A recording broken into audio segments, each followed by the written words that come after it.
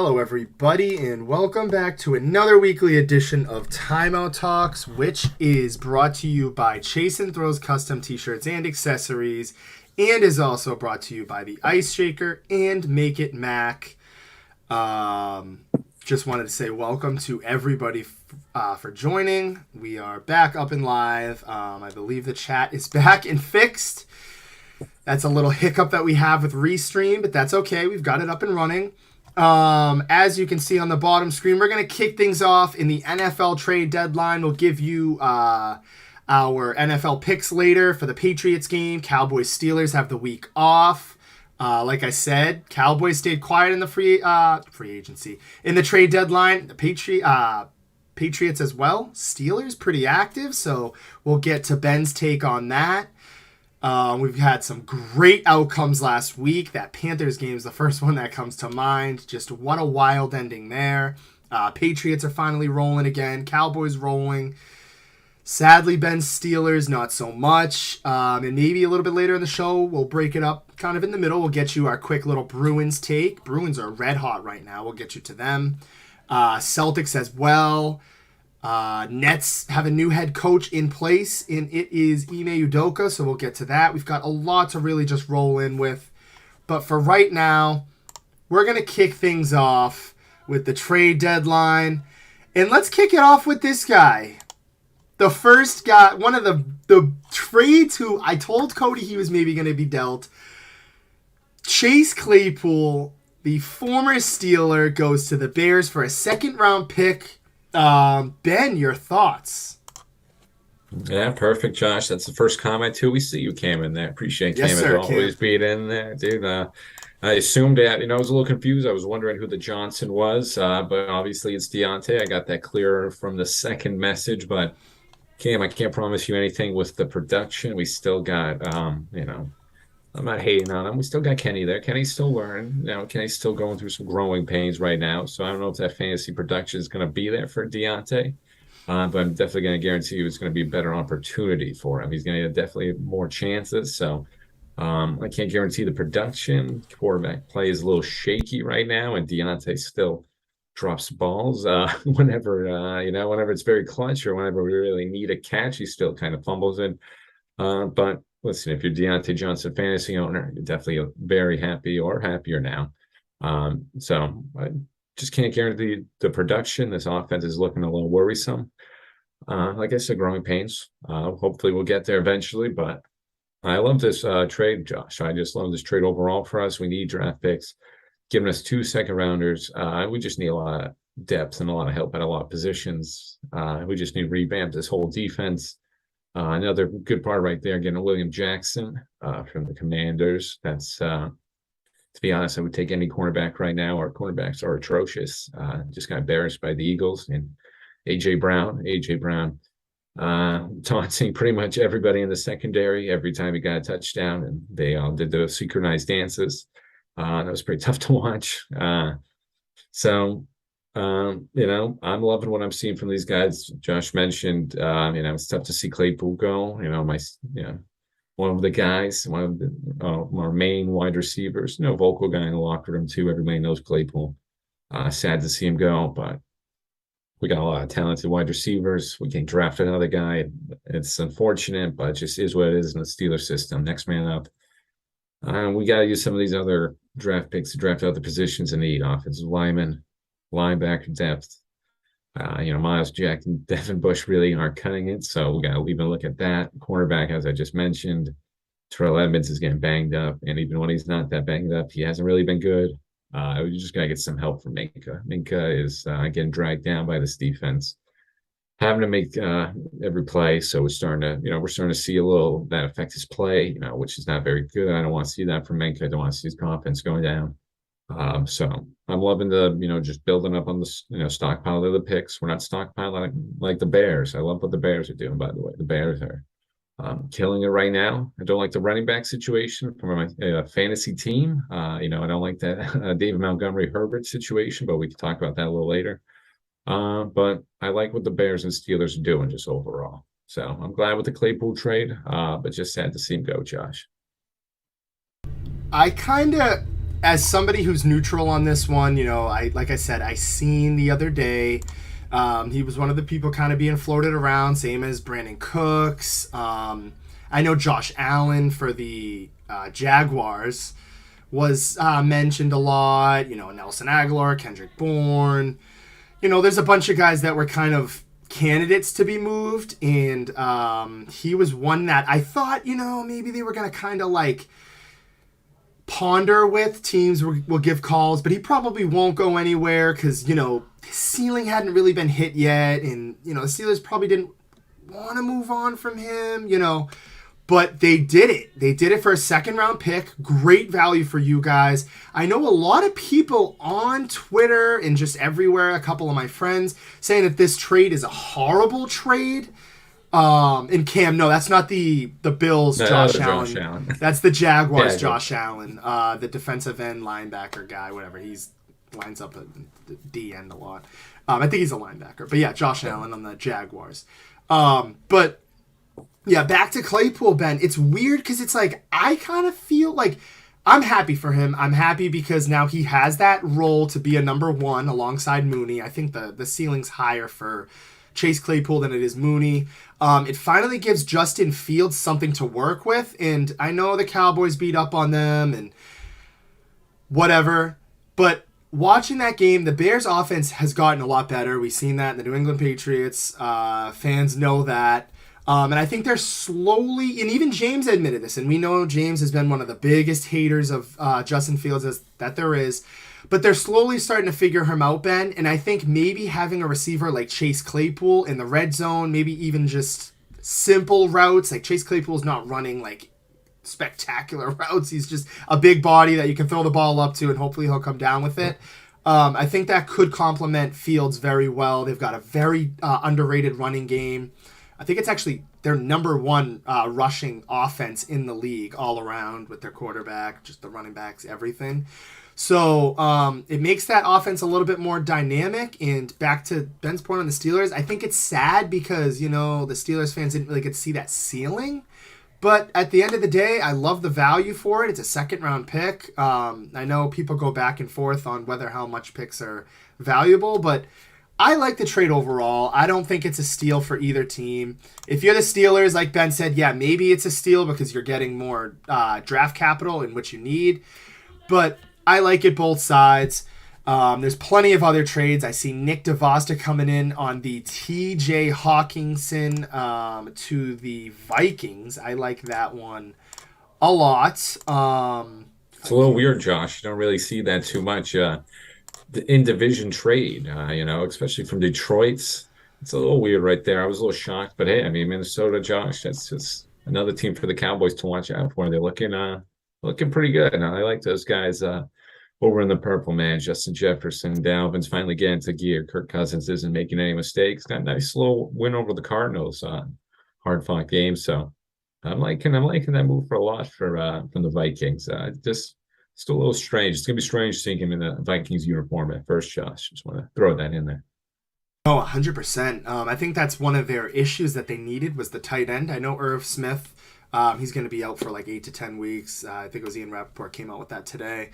But he was okay. He wasn't really like the needle mover for that offense. He had another great example of a player who has a lot of upside. Didn't quite get to where they wanted him to be. He gets hurt. They bring in TJ Hawkinson, who also on the flip side, same thing. I feel like he really bursted onto the scene for the Lions, and then since then's kind of been okay. He hasn't been like elite. He's been good.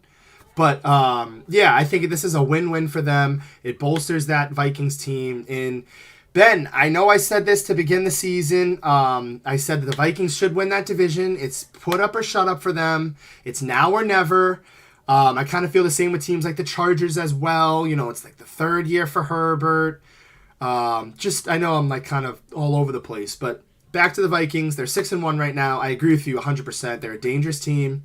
They got a sneaky defense. Great offense, and they're a team that, hey, if they keep winning games, they win a division. They win their division. They get a home playoff game. You won't want to see them in the playoffs. So I like that TJ Hawkinson trade as well for the Vikings. And yeah, like Ben said, it's pretty weird. In the division, you don't see that pretty often. Yeah, no, but I got it. I'm going to give a little leeway to the Chargers, though, Jeff. Josh, call him Jeff. I'm looking at some of the comments right there. But no, I got to give him a little leeway. Like I said, third year in the league. That team has been riddled with injuries so far, right? It's a very tough division. Herbert's been hurt this year, so I'm going to give him a little leeway. I'm going to hold the Raiders a little more on the hook. The Raiders going to be producing better right now. Like Josh said, we're a little all over the place, but that's what this trade deadline was. I mean, this trade deadline was pretty crazy. I see G coming in there. Thanks for that comment. William Jackson was a solid pickup. So I gotta get that respect in there. And Cam coming in there, Cam, it's all right. Don't see yourself out for that one. It was an easy mistake, Josh Allen. Everybody forgets about that. The other Josh Allen in there. And I just want to touch on that. That's the last Bears point. Listen, I love that the trade for the Bears, Claypool. And Cam brought up the other great point. This is going to be opening up Mooney. Now they got Daryl Mooney just sending down the whole field.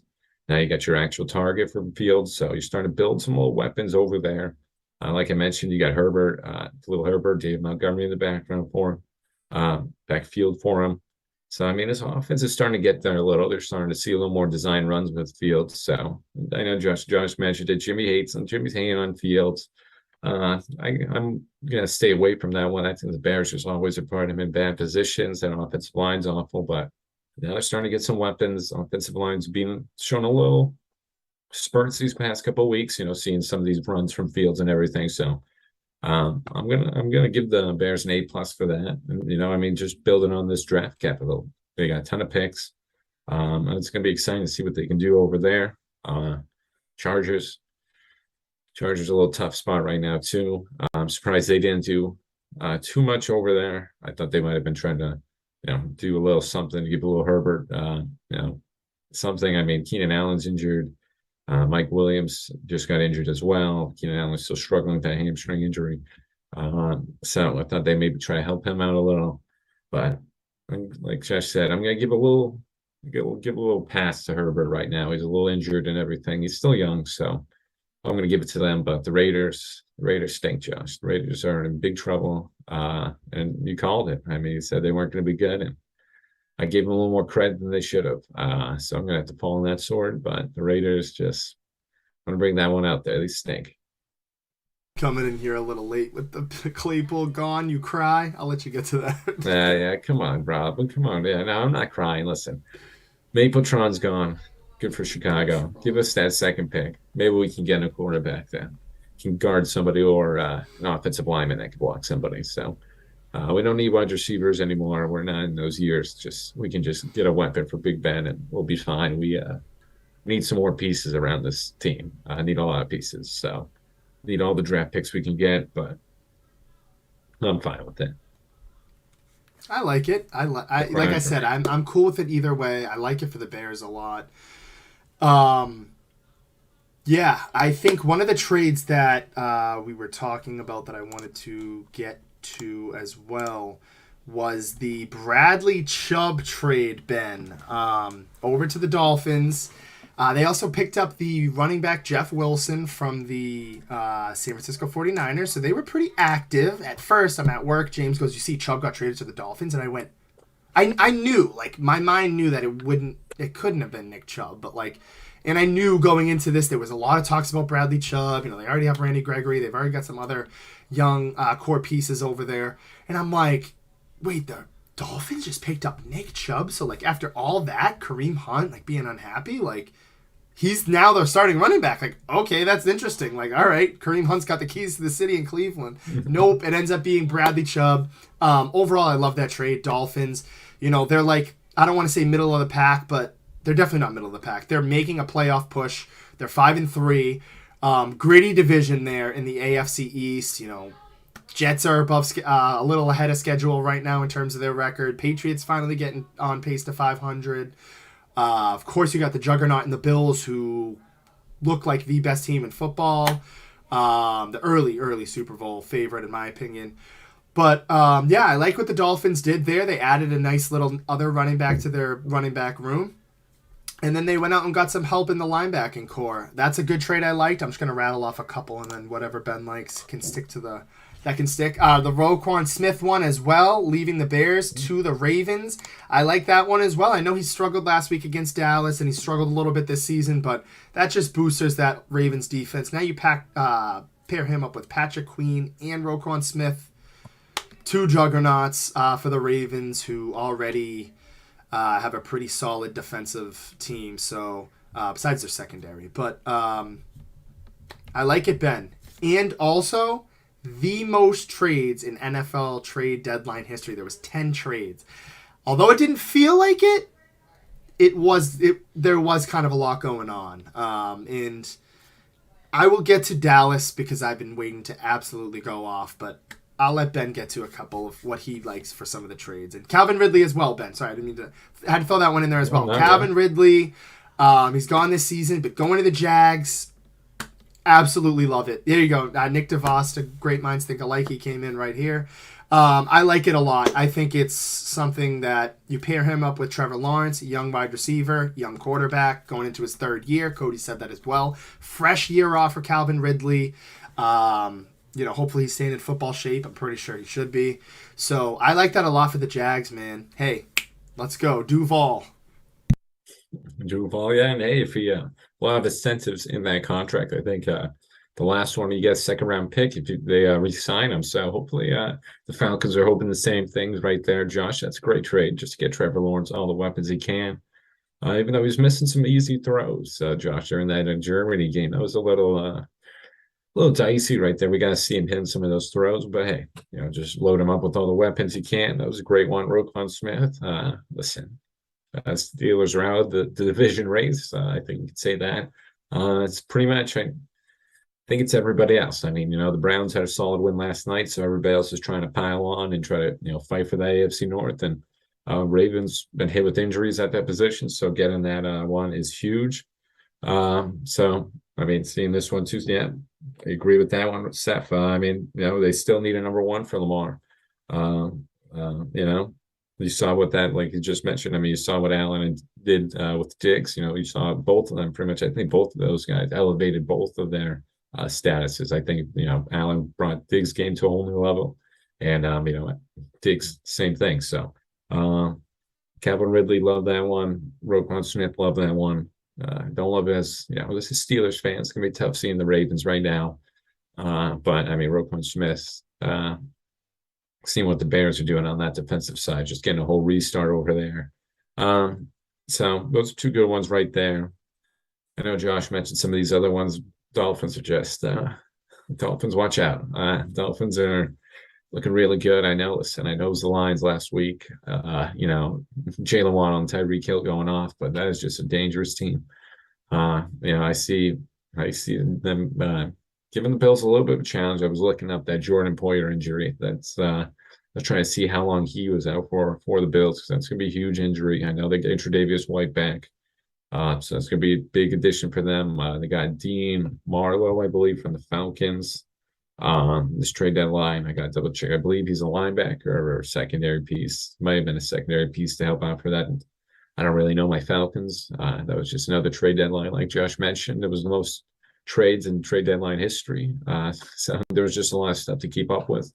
But I liked what the Bills did. Also getting Naheem Hines. That's a nice little solid addition. I don't know why they really did that. I mean, it's still got James Cook. I know Devin Singletary. I don't know why they're not giving James Cook a fair shot. I know he had a couple of fumble problems in the first game. I haven't really been keeping track of them too much, but I've seen him rattle off a couple good runs. A little surprised at that, but I may just get another weapon for Josh Allen. That team is scary, as Josh mentioned, early Super Bowl favorites. I think they can take down the Chiefs, but I still might have to go with the Chiefs. I don't know if I got to see it to believe it with the Bills. I know they beat them in the regular season, but I got to see in the postseason. So I'm still taking the Chiefs, but this Bills team is looking just very dangerous and, making me jealous to see Josh Allen out there. Like a younger and better Big Ben. I'm going to keep bringing that up. But no, I think everybody, we're seeing just the biggest trade, I think, too, Josh. That McCaffrey trade didn't happen today, obviously, but that McCaffrey trade is still having its effect. He just became the 12th player ever to have a throwing reception a throwing touchdown, reception touchdown, and rushing all in the same game. Killed it last game. And you're seeing what that offense can do over there. And I believe, I forget who they also just picked up. 49ers also just picked up a running back. I forget who they got, but just added more depth over there. So that's another big NFC contender sprouting up over there. Another team for the Cowboys to watch out for, Josh. But like I said, a little surprised the Cowboys didn't do anything. I'm not too upset. I know you're upset with them for that one. I'm just surprised. I don't want to be too upset. I mean, they've got everything. I think the Cowboys' problem is the running back situation. We got to figure out what we're doing here. Listen, they got all the pieces. Sure, maybe get some depth help. The defensive side, maybe DL or linebacker side, but you're still fine there. Gallup's back now. Dak's looking fine. That running game is looking what it needs to be. So I think the real problem with the Cowboys right now is who's the starter, Zeke or Pollard, and I'll let Josh take that one, but I'm going to say keep it with Zeke. Keep splitting it. I don't want to. I think it was Marcus Spears on ESPN saying, you don't want to just ruin that chemistry. I agree. Listen, obviously, Pollard's probably better right now, younger, faster, stronger, but you just got that chemistry with Dak and Zeke. Just keep him in there, goal line stuff, and just keep splitting the carries. You need that double rushing attack with the Cowboys just to keep up that, ease Dak back into this. So I'm not going to fault the Cowboys for non-trade deadline moves. I just got to figure out the running back situation. I'll get to that one in a second. A couple of Cowboys takes I definitely want to get to. One comment. I don't want any of these comments to go into Rob saying battle for the AFC East, Bills versus Dolphins. That'd be an interesting one. I got the Dolphins actually took the first game, but I have the Bills in that one. And Jeff Warren with the point that we have been just waiting to get to. Rob, your inability to name a team you root for at the live show makes me look at you, at all your NFL takes, a little sideways, ... I couldn't agree with that take anymore. He's been ducking that for a while. I know on an Xbox party behind closed doors, he said he likes the Texans. That's just a complete troll. They're 1-5-1 right now. He's just trying to be a funny guy. I know you got to this one earlier, Ben. Seth17, shout out my guy Munson. Haven't seen you in a while, man. Hopefully you're still balling up. He's came in with a good point. I know I've been very critical on Lamar Jackson, but I agree. I think similar to Justin Fields, like the way that those teams viewed those two guys is they don't really need a number one. I know they strayed away from Hollywood Brown, and that connection worked for the deep ball, but it wasn't like super, super effective. So that's why they moved on from Hollywood Brown. But I agree. I think besides Mark Andrews, they have like Devin Duvernay, Rashad Bateman, like a bunch of like number 3 you to death receivers. I know both of them are young, but they're not number ones. They don't even think they really have a true number 2 guy. When I say number 2, like I mean like on a championship team, number 2. Neither of those guys, in my opinion, fit that criteria. But I agree. If they had somebody like Justin Jefferson or a Devontae Adams, maybe that shakes things up a little bit. He could sure go somewhere else because the Raiders don't know how to use him well. But I agree with that take. I think Lamar Jackson's been great, so we'll see in the regular season. It's all fine and dandy, but things shrink in the postseason. We'll see. But to your point, Ben, I was very, very disappointed today.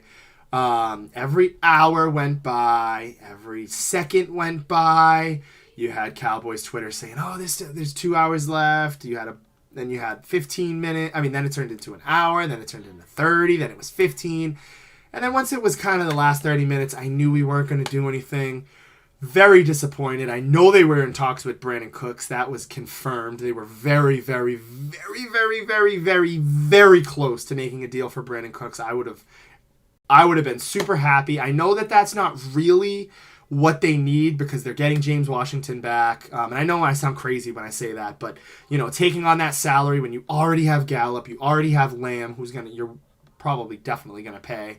You drafted a guy in Jalen Tolbert who I'm ready to move on from, but they're not ready yet. It's still a first-round draft. It's still an early pick. And this is his first year, excuse me.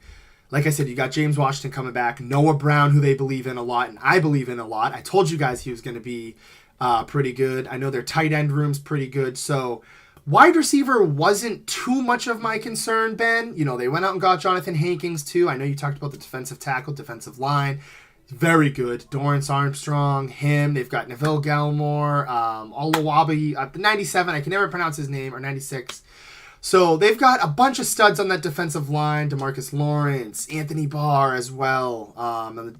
In the linebacking room, they've got Micah Parsons. The list just goes on and on and on and on. My concern was the secondary. Anthony Brown is the number 2, has not panned out.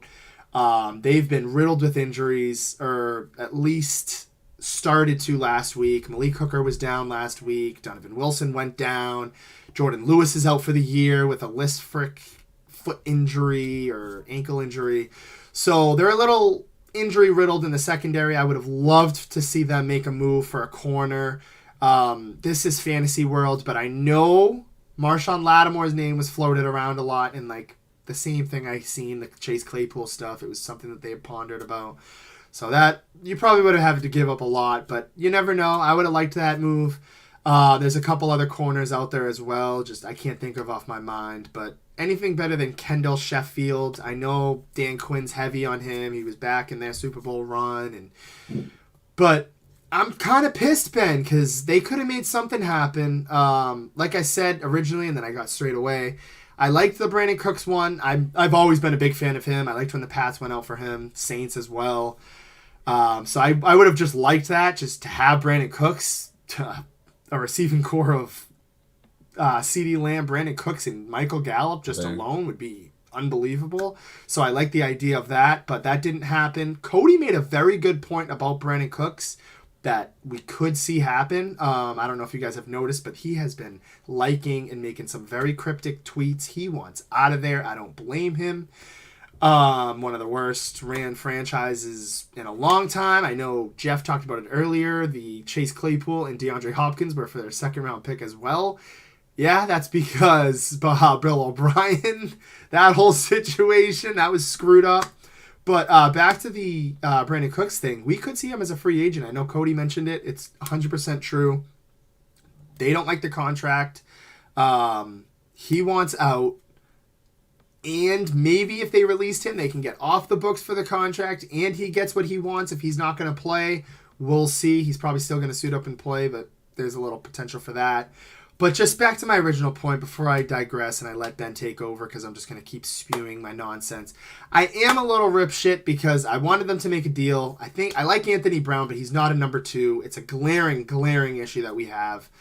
And I'm kind of pissed. If the Cowboys moving forward, they kept their first round, second round pick, draft a corner in the early rounds because we need help back there. And back to the Tony Pollard and Zeke, I agree with you, Ben. Split the carries 50-50, maybe 60 or 55-45 Pollard, and then use Zeke a lot in critical moments, like if it's a 3rd and 4 or 3rd and 2 on the goal line. He's a better blocker, so... but I agree. I think Zeke's been okay. I just don't think he has that explosiveness anymore. So I think that's kind of why people give up on him, especially because the money we're paying him. But I like Zeke. I think I've come around a little bit. I've kind of calmed down. I've kind of pumped the brakes. But I will agree with you as well. I think Tony Pollard is clearly the number 1. If they didn't feel married to Zeke, he probably would be their number 1 right now. But I like it. Split the carries and maybe give Pollard a couple more carries. Should definitely not have like 10 to 13 carries. Give him like 15 to 17. But yeah. Completely agree, Josh. And yeah, I mean, you're just stuck with Zeke in that contract situation. So it's a tough one, but I mean, you had to do it back then. So it is what it is, but I totally agree. And I didn't realize you guys needed that much cornerback help. I thought it was a little more on the run defense. You guys got a little carved up by the Bears last week, and seen it a couple other times, but yeah. So I mean, listen, I'm not going to totally fault the Cowboys for that. Like you mentioned, too, Brandon Cooks. But a lot of money to take on too. You got to pay CD, no doubt. Gallup there, he's already got paid, so you got to be a little cautious with that. But overall, I'm going to say, I'm going to give him I'll give him a B-. Listen, I think the Cowboys are still set up good. Patriots Give them B minus too. They didn't really do anything. They're decent.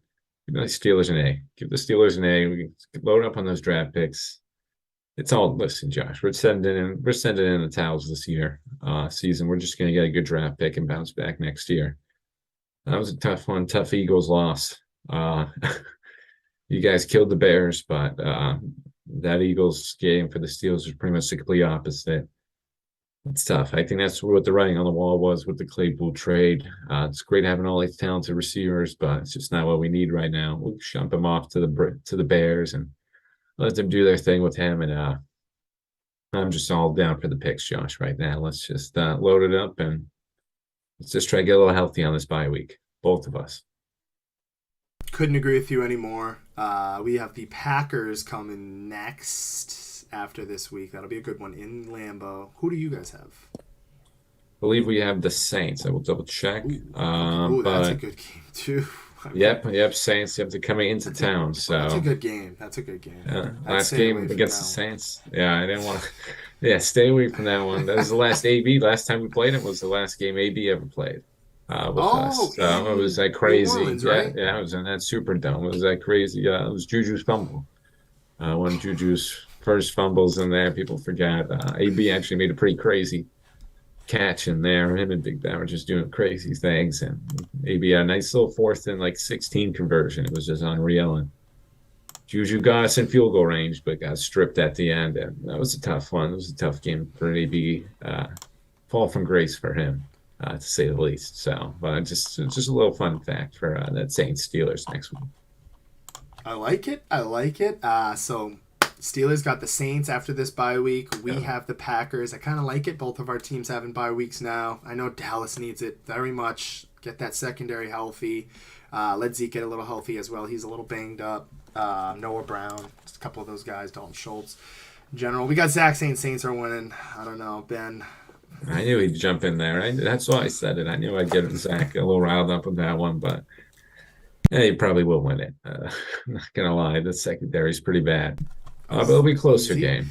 Yeah, I know. Yeah, listen, it's a tough one, Josh. It's a tough one.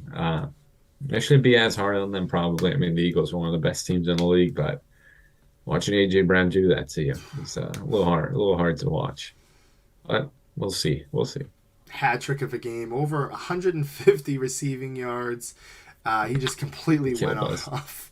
Steelers, hey, maybe they need William Jackson. We are going to change gears a little bit here. It's just unfair. I know there's a trade deadline going on, and we're going to get to our picks a little bit later on in the show for our Week 9 picks. Week 9 picks. However, the Bruins are just rolling right now. I figure we'll start off with them. I'm excited to talk about them, Ben. I know last week you were talking about how excited you were. Right now, currently in the NHL, they stand the best team in the league. They are 8-1 with 16 points. 16 points. They're on a 5-game win streak.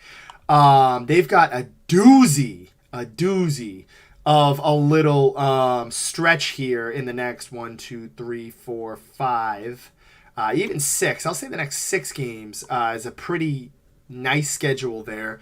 They play the Penguins tonight. They're in Pittsburgh for that one. That'll be a good game. It's always a good game. Bruins, Penguins. But Ben, overall right now, they are just rolling, dude. Marchand comes back, lights up the score sheet.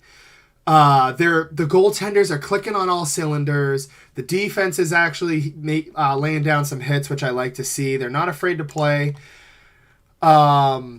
Zach, I have to say this right now. I know I was on a good roll. Zach is an interesting character, Ben. He's kind of like the Rob, or like he is the sour energy for the Bruins. He's always got to come in here and say something bad. I really tear with whether or not he's a Bruins fan. I know he's loved the Coyotes, loved the Penguins. Coyotes, he's loved the Bruins, but I don't know anymore. He's coming in here. Let's be honest, Josh. They're due for a downfall at some point. Let's just ride the wave, Ben. I don't know. I know they've got an interesting stretch. They got the Penguins, Rangers, Maple Leafs, Blues, Flames, Sabres all coming up. Some of those highlight matchups. The next 3 games are all tough ones on the road. Penguins, Rangers, Maple Leafs. all on the road. Yeah. So those will be interesting ones coming up these next few days. But Ben, I don't know what's going on. I'm riding the high. I like it. 8-1 right now. Hottest team in Boston. Why can't I ride the high? Yeah, Josh, I'm right there behind you. We have to ride the high with this one. Ultimately, Zach might be right. That's why I think we should enjoy this right now. We're going to hit some downfall. But I think we just need to get out front right now, get as many points as we can, and just, go from there. We still don't have McAvoy. He's coming back. Like you mentioned, Marshawn's back. He lit it up for us. So Zach's a little negative still. It's all right, Zach. Don't worry. I think he's just been let down a couple times from the Bruins in the past. So I understand that, Zach. I understand the hesitation, but I mean, this team, I love what I'm seeing from them. Hoppus. I mean, listen, that guy, what a trade acquisition from him last year. He's turned into a stud for us. You're seeing, what Krejci's doing back. I mean, just having him back is it's just huge for us throughout the whole lineup. Able to just switch up lines, mix and match with everybody. So much more depth on that second and third. We can put Taylor Hall and much more, just better situations for him to score, pair up some of these better scoring lines. It just provided the depth that we just didn't have last year. When playoff time got to it, it's just that first line. If that first line can't do anything, we're going to lose. Simple as that. And we only saw us get wins when we're at home. When we could rally around when that first line's going off. And those guys are playing well. So now we got this depth. I'm loving what I'm seeing it. But I'll give Zach credit for that. I mean, this division, I'm sort of bleeding more this direction from Zach's comment. I mean, this division's just tough. People are going to catch up to us. The Maple Leafs are too good to be at where they are in this division. So the Rangers, it's just Panthers here. I mean, division is Ottawa's at the bottom, and Ottawa, that's the only team we've lost to, I believe. And Ottawa is very good. A bunch of acquisitions this off season. So this division's deep. We're gonna watch out for that. So that's why I'd say, ride this high now. But Zach's right.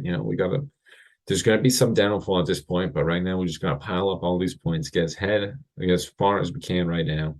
And just brace for this other teams to, catch up to us or not. I mean, listen, I hope they don't catch up to us, but I think some of these teams are just not playing up to the level they are going to be playing at, once we get down to the sort of nitty gritty of the season, sort of end of the season. So I'm just riding the high, Josh, right now. And all that. Listen, just you can wear your Halloween costume for as long as you want. I think, after the Halloween day, that's probably when you got to stop wearing it. But I only wore it for 2 days. So I think that's totally fine. What were you, Ben, if you don't mind me asking? It's a 70s guy. Okay. 70s guy, a little disco guy. I wasn't like going outside in it. Listen, I just didn't bring a change of clothes. I just forgot to bring it. Listen, on NFL Sunday, you got to just sit there the whole day and watch some football. And I just didn't get. I mean, in the costume. Yeah, in the costume. Listen, I wasn't wearing the wig. It's not that weird. It was a nice costume. Got a lot of compliments. So I think, once Halloween's over, maybe if you're still wearing it, that's a little weird. I think that's hilarious. Oh, that's awesome. And yeah, to go off Nick DeVos's point, it's me and him are just on the same wavelength today, because I actually had the stats pulled up for the Bruins right now. He's saying the Bruins are first in goals and second in goals against. That is correct, as well as third best save percentage in the league, second best penalty killing team, first in goal differential. This team has been lights out. You look at some of the top players. Pastrnak leading the way with 7 goals. Dave Pastrnak again with 10 assists. Lindenholm +9 in the plus minus, which is great to see. And as you mentioned, Taylor Hall earlier, Ben, he's got 4 goals, 2 assists on the season with a plus minus of +2. A lot of those Bruins guys had plus minuses that were negative last year towards the end of the season. So glad to see. And an interesting theme here in Boston right now. I know the Bruins are 8-1, as Zach mentioned. Yes, they're going to come down to reality. It's just a part of sports. It's what happens. The Eagles are going to lose a game soon. It'll happen. Don't worry. Same with the Bruins. They're on a 5-game win streak. Ride this high a little bit, though. See what you can get out of this nice, tough road stretch. Hopefully, you just continue to ride this high so you have a nice matchup in the playoffs down the line, but we're really early. Just it's good to get ahead of it now. However, 2 new coaches in Boston, 2 teams with a combined record of 12-3 right now. I like what I'm seeing in Boston, and same with the Joe Mazzulla. The Celtics are all in on him pretty much, and I know that the Celtics are all out on Ime Udoka, kind of flipping the switch here. The Nets fired Steve Nash. He is gone after their 2-5 start this season. They have Kyrie and KD. Cannot get it done. Ime Udoka, though, however, to be named in something that just unraveled very quickly online on Twitter and just all of a sudden became a reality.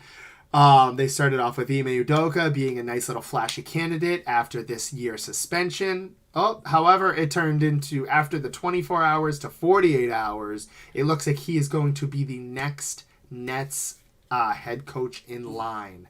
So, thoughts on that, Ben? Yeah, I mean, it's Kyrie's fault, to be honest. It's all on Kyrie. These guys, and KD too, but I mean, Kyrie caused all this. KD self-appointed these guys. He wanted Sean Marks, the GM, and he wanted Steve Nash. They gave him everything he asked for. Asked for all the players. I want Kyrie. I want James Harden. You got it for him. You want, even before that, like I just mentioned, you want these specific coach and GM. You got it. And they gave everything to him, and Kyrie sort of messed it all up, just by not playing and having that whole disaster of a season last year. So unfortunate for Steve Nash and Sean Marks to get, hey, listen, we got to give Chi credit on that one. Chi did call that. He did say Ime Udoka to the Nets last time, so we got to give what credit's due. Chi got that one, but I just, it's just not a fair shot for Steve Nash and all them. I mean, obviously, they're not going to cry over it. Listen, Steve Nash is going to get another job, his first coaching job too, so he might have been a little over his head on that one, trying to corral some of those superstars. I mean, Kyrie and KD and James Harden, it's a pretty heavy team, and now he's got Ben Simmons, the cherry on top of it, replace that with Harden. So it's going to be a little tough team to corral. I mean, they're 2-5 too. It's that team doesn't really play defense at all. So it's kind of tough for Steve Nash to be put in that position. They're just going to try to outscore you every night, which isn't going to really happen too much. It's a tough strategy to play with, in the NBA. But I guess I like to move. We got to figure out, like Josh mentioned, suspended for a year. I got to figure out when he's going to be able to actually coach and all that. And we're going to have to figure out all, sort of those details and everything. I see the PR drama that's going to come with that. But, hey, the Nets, hopefully they know what they're doing for the Nets fans and everything. I like seeing it happen. I like seeing them crumble and everything. Even though they gave us all those first-round picks that got us where we are right now. So appreciate them for doing that. But I'm just a little confused at that move right now. I don't know if bringing Ime would be such a good move for them, just trying to avoid all this drama and everything. You kind of just bring another huge drama piece in there. Was a little confused on that one, but hey, I just feel bad for Nash and Marks. They just had to get dragged in there, and they get put, they get all the blame on this one when, it's pretty much all Kyrie. No offense, Kyrie. Listen, we all know we have our beefs with Kyrie, but he did this. He forced everybody's hand, and we're seeing everyone pay now. So, Ime, hopefully he's going to be able to just get through those guys, because I don't know, Josh. I just don't know about this one. I agree with you on that. I just want to check one thing right now. So Kyrie Irving has played 12 seasons. He has had 9 different head coaches. Really just something to kind of brew on there. Ben mentioned that force that hand. I think that's pretty much to a T. Just tough player to play with. The whole Boston thing unraveled quickly. Brooklyn's unraveling. 2-5. That team should not be 2-5 right now. They could find themselves battling an upward slope like they were last year. I don't think it's a Steve Nash thing. That's kind of a scapegoat. I don't know how much I believed in him as X and O's guy. Like behind, obviously playing the game, yes, but to coach is one thing. But it might not. He might be the scapegoat for that. I kind of agree with Ben. I think that's just a recipe for disaster over there in Brooklyn. I think Ime Udoka is going to fit right into that. And there'll be the big three of just media parties between Kyrie Irving, KD, and Ime Udoka. So, but yeah, that's Denise coming in. NBA shouldn't let crazy lead decisions. Absolutely hammering down on Kyrie Irving. And yeah, shout out to Charlie. He did say that last week. He said, I told y'all last TOT that Ime was going to Brooklyn. I'll give him that. And I agree with you as well. I think what Malcolm Brogdon's done so far, nice little bench piece. And even if he's not off the bench, nice depth piece as well for the Celtics. Something that we needed to something that we thought Evan Fournier would kind of be, but I feel like that's what Malcolm Brogdon is doing. Just another scorer who can lift you up in times that you need and not always kind of have to rely on Jason Tatum and Jaylen Brown. One thing I will say before we do go over to our picks, I don't know how crazy I am about Grant Williams and paying him over almost $20 million a year. I know that that's kind of been floated around. I know Jerry posted something about the Spurs being interested and yada, yada, yada. I like Grant Williams, but I'm not trying to pay him $20 million a year. I know somebody will probably come out and say, oh, well, basketball-wise, in terms of 20 mil, I know the cap's going up and stuff, but I like Grant Williams, but I still have my question marks with him, if that makes any sense. I like what he's done. I like what he did in that Bucks series as well. He was a huge factor. He's a huge factor defensively. Great two-way guy. Kind of not a poor man's PJ Tucker, because he's probably better than PJ Tucker, but now at least. But he's kind of reminds me of PJ Tucker, just a nice gritty player you want to have, but not worth $20 million in my opinion, or almost worth $20 million. So Celtics should be very careful in paying him. Just want to throw that part in real quick. Yeah, I totally agree with that one. Josh, I've seen some of those numbers too. Like you mentioned, Jerry throwing that one out there. So shout out Jerry for that. Listen, I mean, if the Spurs, Pistons want to shell out for him on that one, nothing we can really do. I wouldn't really want to pay him that much.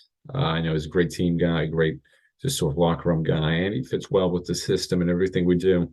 But that just might be too much money going forward. I love Brogdon. Been a huge Brogdon guy ever since those Milwaukee days and Pacer days. So love what he's been doing for us so far. And we'll cite Jeff on that one. One of the Jays snitched on Ime. You got to be a little more specific if you're going to have to cite us. I mean, we got Jason Tatum and Jaylen Brown. Sorry. I almost said Jason.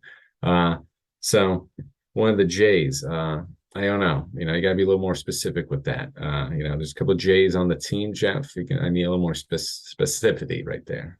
I got that one right, sort of. So I'll cite you when you give us a little more on that one, Jeff. But for right now, I'll give it to you. I'll give you half credit. But we'll watch as that situation, table. There's going to be a ton more stories coming out with Ime. Now that he's going to the Nets, I've already seen a couple more stories pop up. So we're going to hear a lot more about, what happened, what the truth actually is going forward. We'll see if Jeff's actually right with one of the Jays snitching on him. Like it. Interesting little conspiracy there. We are getting closer towards the end of the show, but that's all right. We are going to dive into some of our picks. As we mentioned, both of Ben's Steelers, my Cowboys got the bye weeks this week. Kind of glad to get it out of the way this week so I can just watch the Cowboys for every rest of the week. I'm sure every week for the rest of the year. I know that they're in a tough situation, Ben, but even when they're not, even when your team's not winning, it's still fun to see the Steelers. You got to enjoy it. 17 weeks of it. However, your New England Patriots at home this week are playing the 3-4-1 Indianapolis Colts. This is an interesting game. On paper going into this was a big game. Both teams kind of in the similar pendulum swing of things, kind of middle of the pack, need this one in terms of the wild card. The Colts are still hanging around in that division, still kind of hanging around in the wild card picture, record-wise. I think that they're done. They named Sam Ehlinger their starting quarterback. I know the kid's got an arm. You never know. There's always that dime a dozen. Maybe he's the next late pick, or he's the next guy that comes out of nowhere that takes over. I don't think that that's going to be the case. Hostile environment in New England. This team's off of a win last week. They're pretty pissed off as well. This is going to be Mac Jones' second game back, full game back now. We've seen Dak Prescott get better the second week. I think we're going to see Mac Jones as well as we did this past week. I like the Patriots to win this game. I'm just going to say this as well, Ben. This is my lock of the week as well. Jose, this is video bait material. I'm sure I'll take a video for you personally. I like the Patriots to win this one. Count this in as my lock of the week. Got the marker in hand. Lock of the week. I'll say the Patriots win 27-13. 27-17. I'll be 27-13. They get the running game going. Nice. Dual running backs. Hunter Henry scores a touchdown as well. Yours was being a little too nice right there, giving them a little one right there. I agree with Josh. Not gonna be my lock, but I mean this one's pretty much if you're looking for a lock, if you're still in survivor pools or whatnot, might as well just take the Patriots in this one. Josh mentioned Sam Ehlinger. I mean, good story, good Texas kid, good arm, but is it really the next quarterback? No, it's just kind of a place filler. I still listen. I don't really agree with. I know Matt Ryan had an awful game and everything, but you guys just lost to the Commanders too, so it's really not that much of an improvement. I was still going with Matt Ryan. I know he looked awful and everything, but you paid him a lot of money, so might as well get it worth out of it. So I was a little confused with the Sam Ehlinger move, but hey, saw a little spark for them. But I mean, Tyler Henneke, talking about sparks, I mean, he just provides something for the Commanders. They love playing with him. Terry loves him. That offense just thrives. Offense just gets behind him or something. You saw that happen, that late comeback. Another great game, Josh, talking about this past Sunday. What a great Sunday it was. That was just another great game right there. That the Commanders come back against the Colts, but they got the Patriots. This one, the Patriots are coming into a stride. Nice little easy schedule for them. They're going to beat up on some of these teams. I was wrong about the Jets. We'll see you one more time, but the Patriots just have the Jets number, I guess, forever. I don't know when, Zach Wilson's already seen ghosts against them, so that was pretty bad. I wish he saw that against the Steelers and all that, but I digress. But this is an easy one for the Patriots. Another team that's sort of just the Patriots have, the Colts are always thinking in the back of their minds, the Patriots, always tough opponent for them. So I got the Patriots in this one. I'll go 21-10. I like it. Low scoring. I was thinking that kind of at first, and I was like, maybe not. I'm going to go to my upset of the week. We got Nick DeVos. The Patriots win 21-7. Nick Folk to 7 field goals. That'd be funny. Imagine that. Patriots, that's how offense. That's how the offense works. My nice little upset of the week here. The 5-3 Miami Dolphins traveling into Chicago.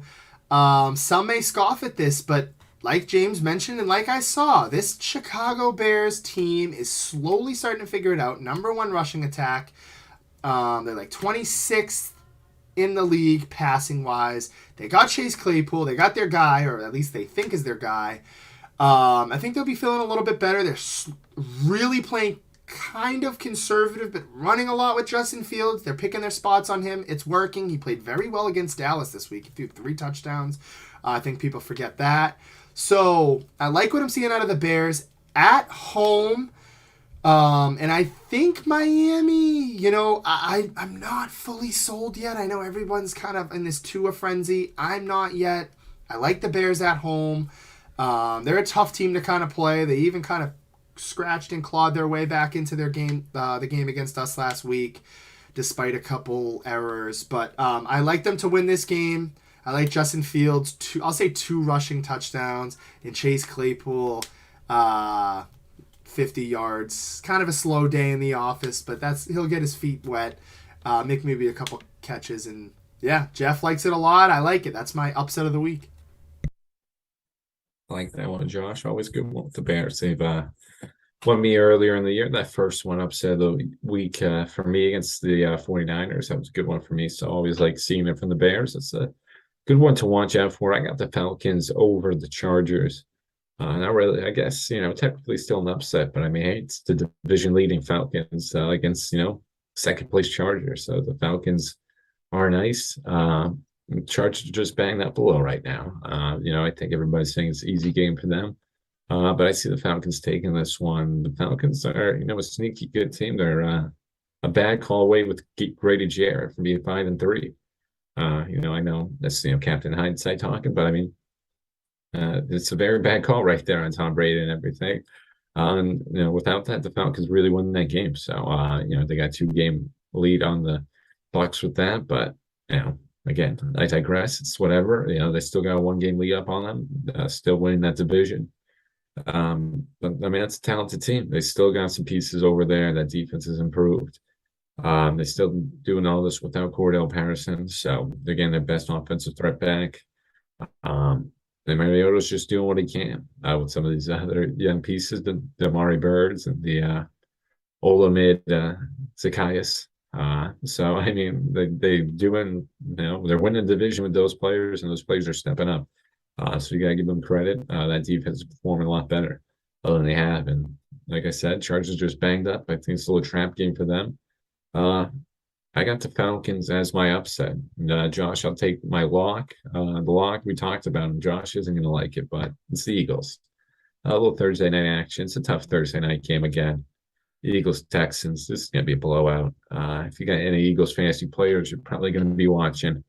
Or if you have Dameon Pierce, you'll probably be watching. Or Brandon Cooks. But this is going to be a tough game to watch. I don't know why they put this on Thursday. A little interesting matchup, but this is a lock. Eagles got this one easily. Going to beat up on this Texas team. This Texas team just allowed Derrick Henry run all over them again. They're going to do the same thing. Just with this whole Eagles offense, Jalen Hurts, Miles Sanders, Boston Scott. I don't know who's going to cover A.J. Brown. Nobody. They're just going to kill him. So if you want easy, how come I can't say that? I can't say that one right there. If you want easier lock, I got 2 jumbled up right there. I got too excited with my lock. If you want an easier win or easier lock, take the Eagles and the Pats. This is just my guarantee, 110%. I like it a lot there. One I kind of really wanted to go back to was Ben's point about the Falcons. This is a team, I said this earlier, they're in every single game, Ben. I couldn't agree with you anymore. I know you mentioned the Grady Jarrett one, which was unbelievable. I know there was a play in the Cowboys game that got me kind of aggravated. It was like Chauncey Golston, the hit on like Justin Fields. It was just like, oh, it's not even that bad. Like he didn't even really hit him in the face. Whatever. I digress. But the Falcons have been in every single game. I know that they're still the Falcons, and they find a way to usually like blow a game. And that's usually what happens. But they're 4-4 right now. They're first in the division. Again, they almost found a way to lose it last week, despite the DJ Moore being kind of a hothead and taking off his helmet. I like it, Ben. I do. I think, as you mentioned, the Chargers are banged up right now. And one thing I want to say about the Falcons is, same with the Seahawks. They just don't go away. Like, they are making the most of everything. They're playing very manageable football. They're not really, like, come from behind teams, but they're putting themselves in games that are manageable to win. Both teams right now are really surprising, especially Seahawks. I mean, in that division that we thought they'd be dead last. They were sellers. They got rid of Russell Wilson. Shout out Kenneth Walker, who's been unbelievable. Marquise Goodwin is like a random story over there.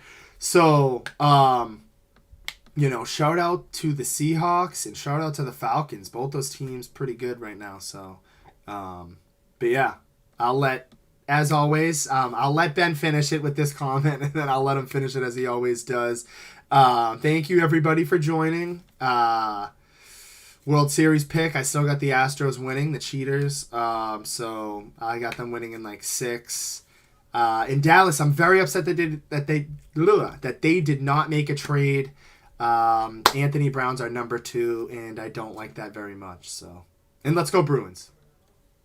Yeah, let's go Bruins. Let's go Celtics, Josh. Let's stick with those guys right there.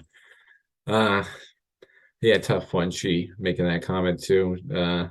Saying who's first in our fantasy football league. Again, you got to give credit where credit's due. She is in first place. Looking pretty dominant. Got Jalen Hurts. He does have Jalen Hurts and Dameon Pierce on his team, so definitely she will be watching Thursday night. But listen, it's not my fault. He's got Stephon Diggs, Justin Jefferson, and D Hop. We probably should have we probably should have got some of those guys. Yeah, and she had a nice strategy, draft those wide receivers early. He's got Travis Etienne and Damon Pierce. So he lucked out with those guys. His record. He's like 5-2, 5-2, I believe. Sorry. Oh yeah, she would love that. Listen, hey, he's been a mediocre team for so long. It's good to see some of those other guys get in there. My team will be fine. We'll always bounce back. I'm in 9th right now, but it's not looking too good. But we'll bounce back. A perennial winner. But trade deadline stuff, just wrapping it up. Like I said, I'll end it on this stuff. Cowboys, I give B-. Patriots, B-. Did solid job. Those guys don't really need to do stuff. They've already got solid teams, but I'll give the Steelers an A.